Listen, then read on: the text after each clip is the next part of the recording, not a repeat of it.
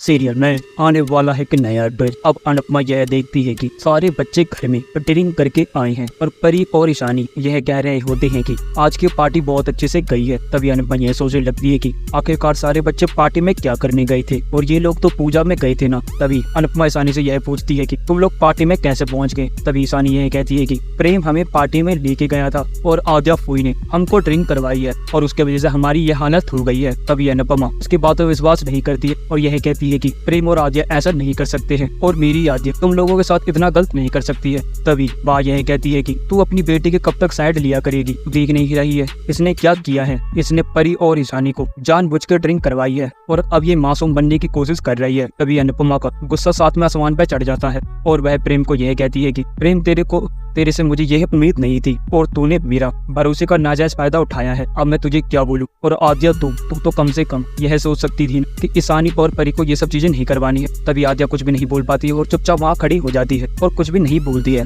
तभी आखिर यह कहती है कि मम्मी आपकी कहा तो ये आपकी ही तो औलाद है तो ये आपकी तरह तो होगी ही। सबके सामने अच्छा बनने की कोशिश करती और पीठ पीछे सबका पूरा पता नहीं हमारे घर में आप इसे क्यों लेके आ गए हो। ये खाली आफत है और ये घर में सिर्फ और सिर्फ प्रॉब्लम लेके आई है। मम्मी आप इसे पल यहाँ से निकाल दे। तभी आद्या यह कहती है कि मुझे वैसे भी शौक नहीं है यहाँ रहने का। मम्मी ने ही मुझे यहाँ लेके आई है और मैं उनके साथ बिल्कुल भी आना नहीं चाहती थी। अगर आपको मेरे से इतनी ज्यादा प्रॉब्लम है तो मुझे आप वापस क्यों नहीं भेज देते हैं। तभी अनुपमा यही कहती है कि एक तो तूने गलती की है पर से तू बदतमीजी भी कर रही है। तभी आद्या यह कहती है कि मम्मी आपने मुझे समझने की कोशिश कभी की नहीं है और आप लोगों को ये हमेशा साफ परिवार ही अच्छा लगता है, चाहे आगे वाला सही हो या गलत, आपको उससे कोई मतलब नहीं पड़ता है। जहाँ साफ फैमिली आती है आप उन्हीं का साथ देती हो। आपने पहले भी मेरे पॉप्स के साथ यही किया। आप हमेशा साफ फैमिली का परिवार का साथ देती थी और मेरे पॉप्स हमेशा से अकेले रह जाते थे और जब मेरे पॉप्स आम के मामले से आपके ही काम से बाहर गए तो उनकी जान चली गई। और बात रही मेरी, जब मुझे आपके सब में ज्यादा जरूरत थी तो आपने मेरा साथ नहीं दिया और आपने डोले बोई की बात मानी की। मैंने टिम्पी भाभी की जान ली है,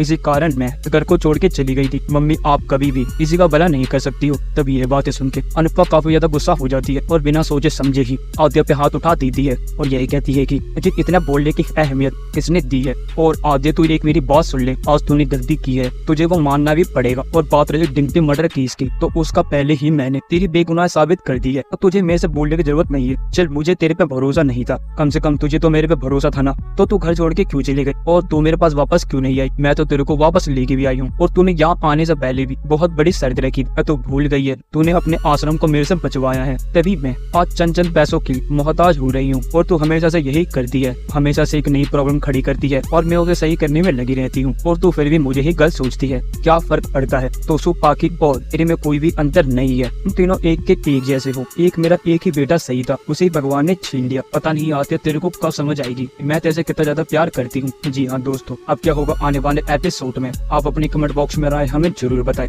अगर आपको यह वीडियो पसंद आई तो आप इस वीडियो को लाइक करें, हमारे चैनल सब्सक्राइब करना ना भूलें। मिलते हैं आपसे अगले वीडियो में, जब तक के लिए राधे राधे, जय श्री राम।